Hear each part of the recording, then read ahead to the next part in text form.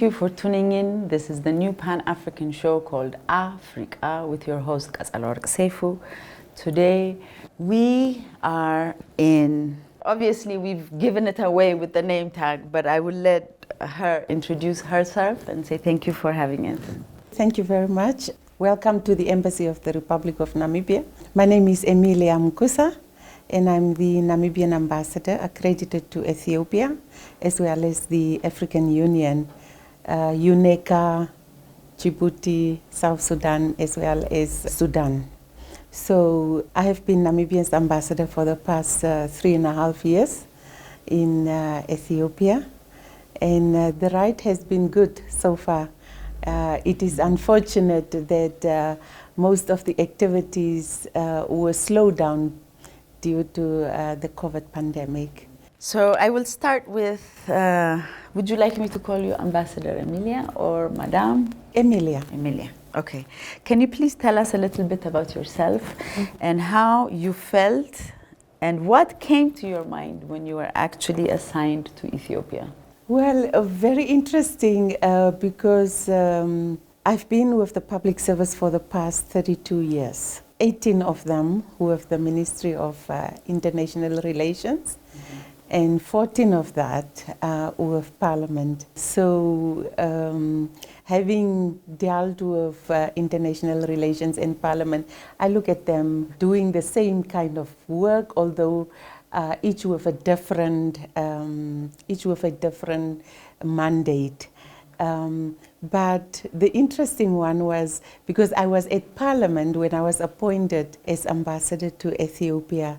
It was quite a surprising one, number one. Number two, I said to myself, I've never been to Ethiopia, and I have now to advance Namibia's position in Ethiopia at the African Union, and then also strengthen Namibia's bilateral relations with Ethiopia. How did Namibia get the name? And what is Namibia known for and rich in? Namibia's name, as you know, that the oldest desert is called the Namib Desert, and it is located in Namibia. And it's a name that was proposed at the time by Professor Mburumba Kerina. He is late now. And at the time, he was suggesting for the country to be called Republic of Namib.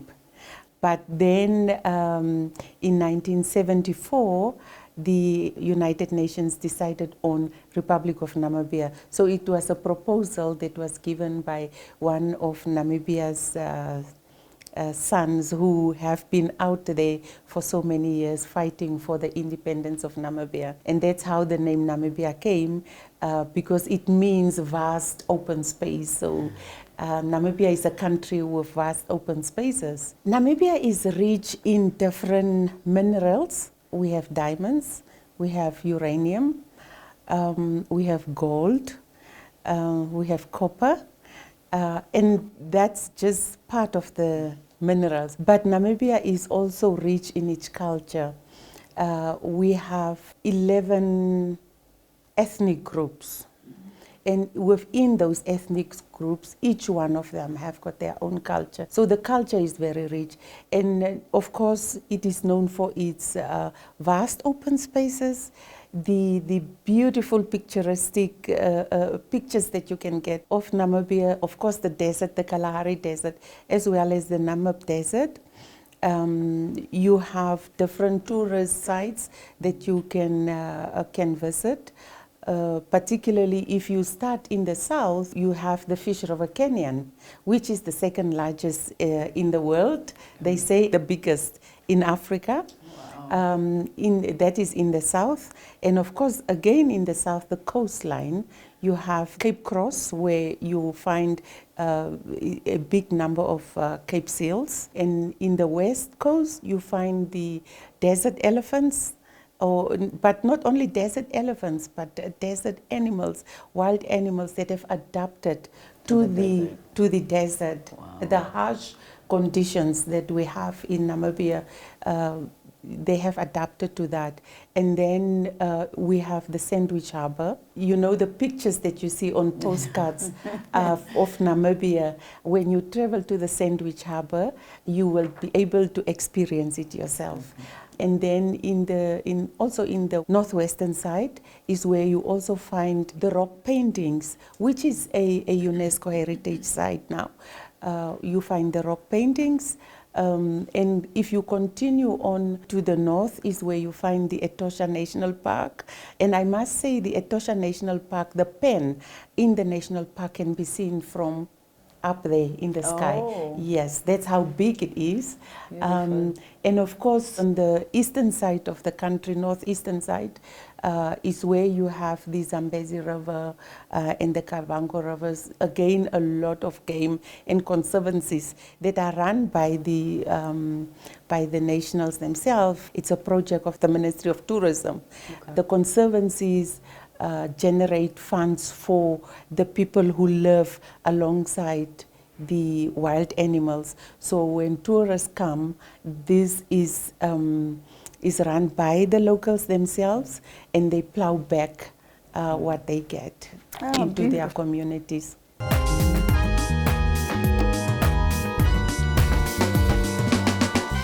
Why do they say Namibia is Africa's underrated country? Namibia is Africa's underrated country because of its landscape. Not many people know about that. People hear about Namibia with its small population of 2.5 million people, but it is a country of 825,000 square kilometers, by the way, with 2 deserts, and you have the most beautiful picturesques that you can find. It has all the resources that you can find there. Fishing, by the way, we export a lot of fish. We have a small town. I think if you are a tourist in Namibia and you travel to the south of the country, it's impossible not to stop by a small town called Kolmanskop. It's called a ghost town.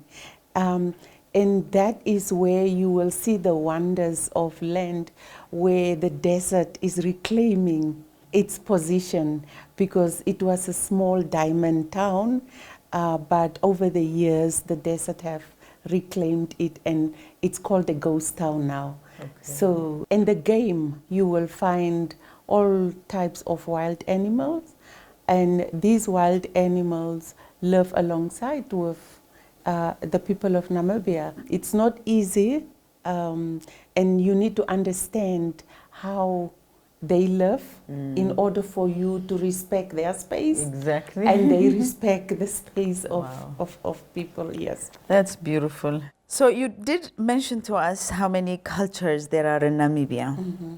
So you said there were 11. Yes. So out of the 11 cultures, how many languages are spoken? We have 13 languages, but within the languages they have different dialects.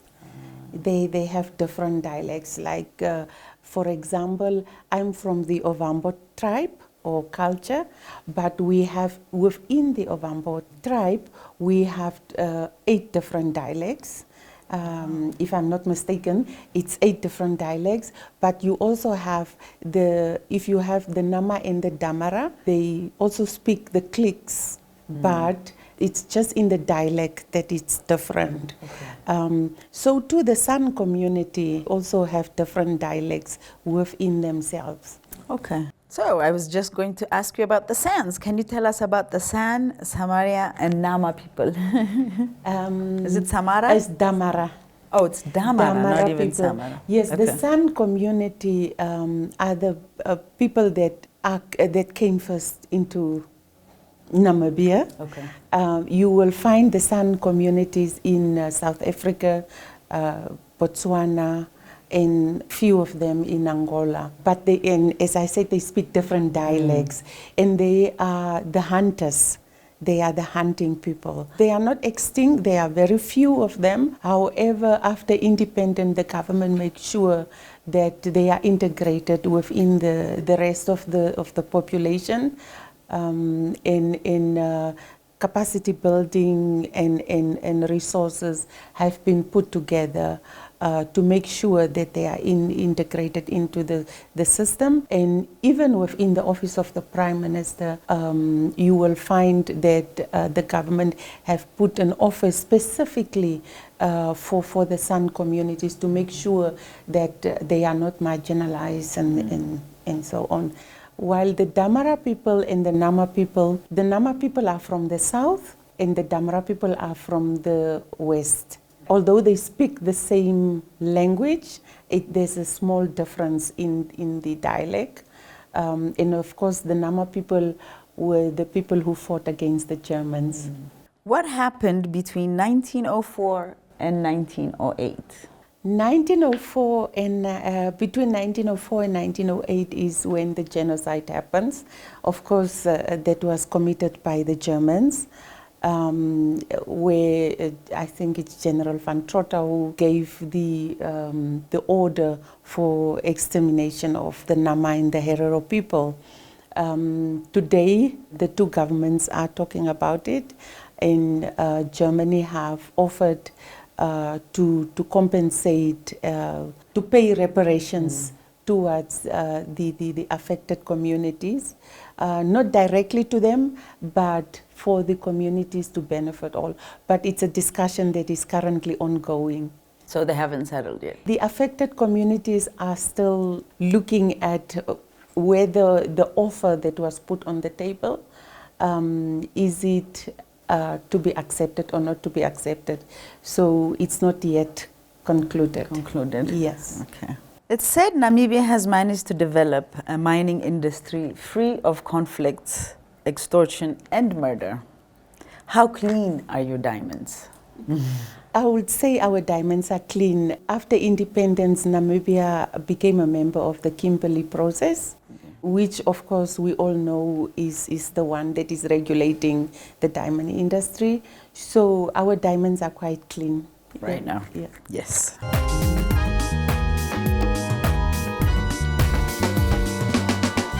Tourism is one of the major contributors to Namibia's GDP. How have you been affected by the virus, by the coronavirus? The tourism industry have been affected very badly, particularly the fact that there was lockdowns. You know, Namibia had 2 cases of COVID and the president locked down the country. Wow. And we had a state of emergency. As a result, the tourist industry was badly affected. We already have a high rate of unemployment, and this also contributed to an increase in the unemployment of those who were employed. The fact that the country was in lockdown, no tourists could come in, and also the movement of the citizens themselves was also limited in terms of becoming a tourist in your own country. So it was badly affected. But now that just 2 weeks ago, the country is now completely open, and even if you travel to Namibia and you are vaccinated, you don't need a PCR test anymore, a negative PCR test, as long as you are vaccinated. But you have to be vaccinated? No, you don't have to be, because if you are not vaccinated, then you have to have a negative test. Okay. Yes. How do you think you can get out of the situation that you are in due to the COVID? You know, you have the lockdown, 2 years. How is it possible? I know slowly, somehow it will get back to normal, but are there anything special that you guys are doing in order to get things rolling faster? For the unemployment especially? That is a $1 million question. Unemployment was already high, particularly among the youth. And there are not a lot of job offers. That is number one. A country with 2.5 million people, the public service is the biggest employer. So it is very, very difficult to employ everybody within the government. The private sector themselves have been affected also. So It's very difficult. So it's more looking at what individuals can do and how they can be assisted. There are different programs Ministry of Finance have rolled out, but to encourage entrepreneurship. But startup capitals, it needs to be discussed. It's an ongoing discussion that is currently there, and it's difficult. It will take time to recover. Yes. I guess all of us, when you see the whole of Africa actually has suffered, so we slowly have to help ourselves, I guess. Mm. How supportive is the government toward preserving indigenous music and cultures? The government has been supportive, I must say, since independence, because within our Ministry of Education, there is a component of arts and culture. There is a Department of Arts and Culture that is responsible in promoting a traditional indigenous music, arts and culture. And this you can see that at every official function, the Ministry of Arts and Culture will make sure that the performance that is taking place there is from the different cultural groupings, not just one group, but they all register with the ministry and they all get an opportunity to perform at all official functions where there are where they need some performances, it is there. And also we have a Heritage Act in place of 2004, which makes provision for the preservation of our heritage. And also we have the College of the Arts, which is taking care of that. And these performers, they are being taken through, of course, the different arts, the different languages and instruments and so on. And then also the National Theatre of Arts. It's all funded by government.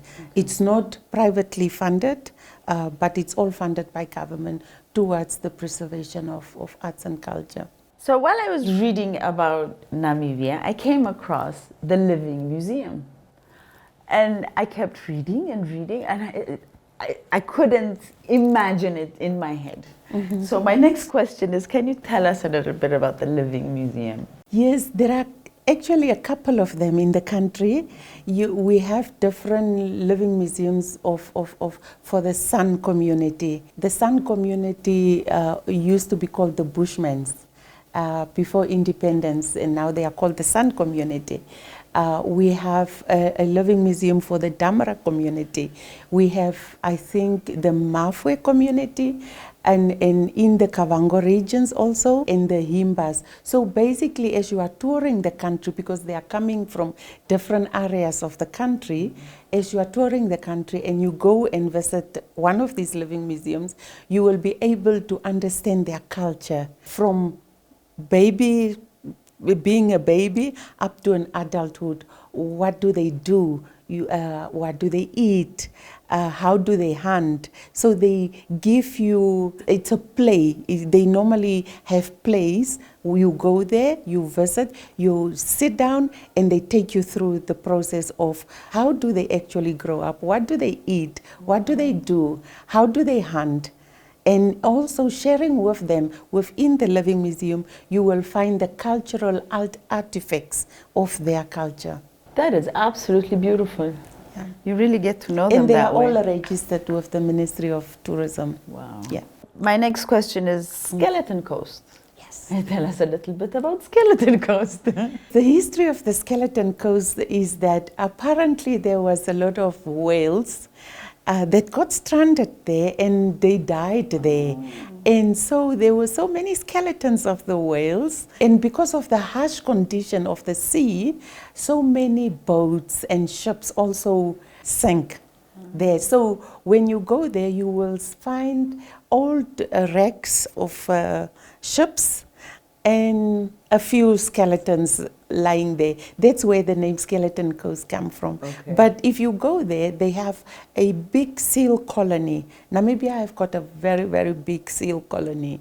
What are the top tourist destinations people love doing in Namibia? Now we're trying to sell Namibia to our audience. Absolutely. I must say the top one is Sources Flay. It's called Sources Flay. This is where you find the dunes, different types of dunes. And by the way, Namibia has the highest dunes in the world. There is one called Dune 7 at the coastal town of Walfish Bay. I have attempted it, and only on the fourth time that I managed to get at the top. So it's high. You have the Big Daddy that is at Sources Flay, and also the Dead Flay. The Dead Flay is clay in the middle of the dunes. And they have skeletons of trees that are standing there. Those trees are dead, but it's a beautiful picture, and I'm sure if you find out what Dead Flay is and you look at that picture, you will be wondering, is this really in the desert? Wow. That is one. And then of course the Fish River Canyon, which is in the south, the largest in Africa. The Etosha National Park, where you find the big five and many other more wild animals. We have the black rhino and we have the white rhino. So we have a lot of wild animals. And of course the pen, as I said, it's a salt pen that can be seen from the sky if you go up there. And then you have open space. Namibia has vast open spaces. In the south, really, as I said, our ghost town, Kolmanskop, on your way to Lüderitz. In Lüderitz is where you find the Cape Cross. And in the east, you have the Kalahari Desert, which we share with Botswana. Wow. It sounds like a beautiful country. You've like painted this picture skew on my, in my, how do you say it, in my mind's eye. So I'm trying to look at the dune, the tree, the ghost town. It is. And when you go to the dunes, you will find the desert elephants and lions that have adapted to the situation in the desert. And of course, the most important one is our Welwitschia plant. The Welwitschia plant it doesn't die. Grows in the desert? It grows in the desert. It grows very slow. And if you find a big one, it means it is more than 2,000 years old. Wow. It's a very old plant. It's one of our national plants, actually, called the Welwitschia mirabilis. That's beautiful. Where, Madame Emilia, we have come to the end of our conversation. If there's anything more that you would like to tell our audience, I will give you. Surely. I would like to see more of my Ethiopian brothers and sisters visiting Namibia. When you have time, I think we do not think that we can be tourists in Africa. And I think Africa has so much to offer. And Namibians are friendly people. They will welcome you. Although the conditions, the harsh weather conditions might sound very bad, it is actually very beautiful. So you have different conditions in one day, particularly if you go to the coast. Experience the Atlantic Ocean in Namibia. We offer a lot. We grow our own oysters on the Atlantic Ocean, so it will be a very good opportunity to see more Ethiopians traveling to Namibia. They can just approach our embassy for tourist visas. Within 1 week, we issue those visas to everybody who is really interested in exploring Namibia.